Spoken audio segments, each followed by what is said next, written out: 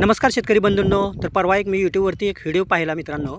तर एक शेतकरी सांगत होते की छाटणी कशी करायची किंवा शेंडा कसा मारायचा आणि काडी पक्व कशी करायची वगैरे वगैरे बरंच काही. तर त्यांच्या हातात कात्री पण होती. तर ते म्हणत होते की झाडाची फांदी जी असते ना डाळिंबाच्या, तर ते 9 इंचावर गेली का त्याचा शेंडा मारायचा. तर आता मी स्वतःच्या बागेमध्ये आहे बघा मित्रांनो. तर या ठिकाणी 9 इंच तर सोडाच, पण अर्धा फूटही म्हणजे 6 इंचही कुठलीही फुटी माझ्या बागेत दिसतच नाही. तर मला आता प्रश्न पडला की मी शेंडा मारण्यासाठी काय करू किंवा तेवढं होतच नाही तर काय करायचं.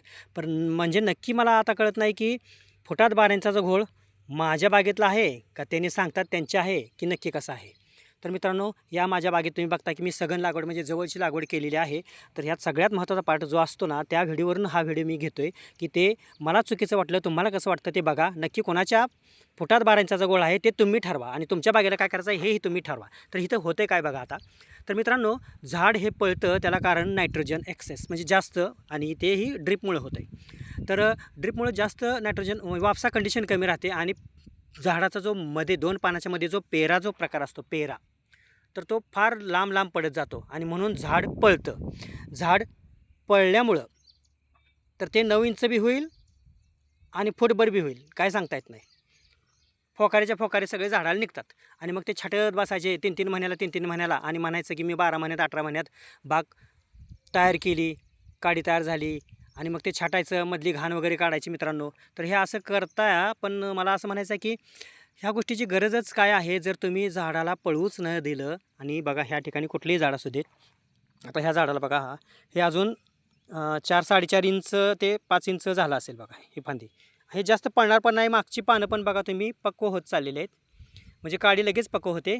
कमी पेरा पडल्यामुळं झाड कडक तयार होतं. झाडाला कुठल्याही प्रकारे टेकन लावायची गरज नाही. एक दुसरी गोष्ट म्हणजे अनावश्यक फांद्या वगैरे ज्या तयार होतात, फुटवे, ते अतिरिक्त येत नाहीत आणि त्याच्यामुळे काय होतं की झाड ऑटोमॅटिक जे आत्ता दिसते तुम्हाला त्यालाच कळी लागणार आहे आणि ह्यातली एकही काडी पुढं जाऊन मला काढायची गरज पडणार नाही किंवा त्या गोष्टी होणार नाही. त्यासाठी महत्त्वाचं कसं आहे, शेड्यूल आहे. शेड्यूल कशाचं पाहिजे? पाण्याचं. सगळ्यात महत्त्वाचा पार्ट आहे मित्रांनो, पाण्याचं शेड्यूल हे अतिशय महत्त्वपूर्ण. आता हे झाड बघा, या ठिकाणी तुम्हाला हे पूर्णपणे काडी बघा पक्व झाले दिसते. इथं जाऊन थांबणार आहे आणि पुढच्या ज्या फुट्या निघणार आहेत त्याही कडकच आणि कमी पेरा पडतच जाणार आहे.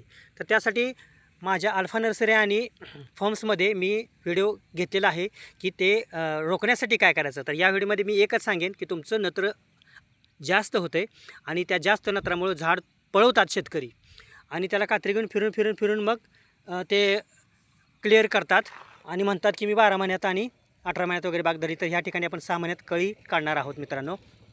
6 महिन्यात या झाडांची आपण कळी तोडायची बंद करणार आहोत. कळी तोडायची बंद केली की टपोरी कळी लागते आणि खालचं जे जास्त खालची जी काडी आहे तिथूनच सुरुवात होते मित्रांनो.